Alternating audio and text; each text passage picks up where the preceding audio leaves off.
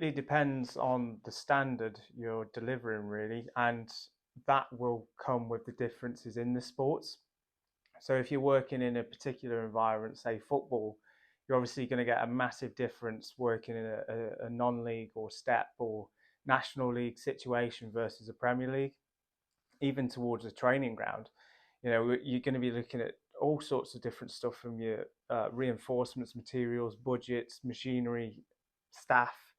There's so many variables which can make the environment different as well that you're working in, not the physical sort of weather, but in terms of what you're trying to produce.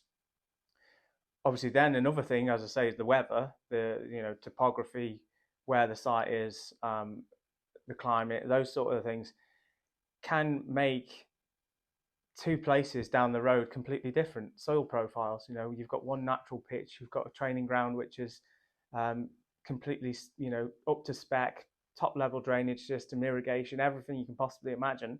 They're obviously going to be different. They're two completely different setups.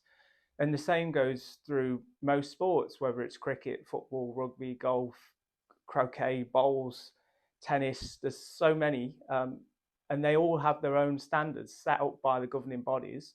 And dependent on where you are on those pyramids will depend on ultimately the end product that you're going to produce.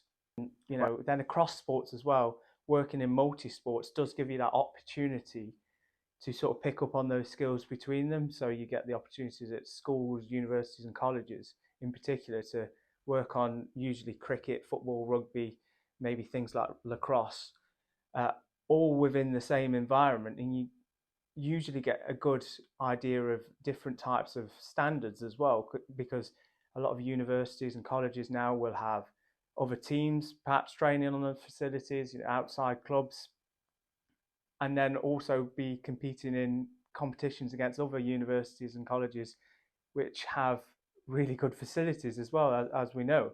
So there's pros and cons to both aspects really, but I think having the experience in a multi-sport definitely will help advance careers in terms of it gives you different pathways. I wouldn't say it has to be a starting point, but it's a great point to sort of then branch out to.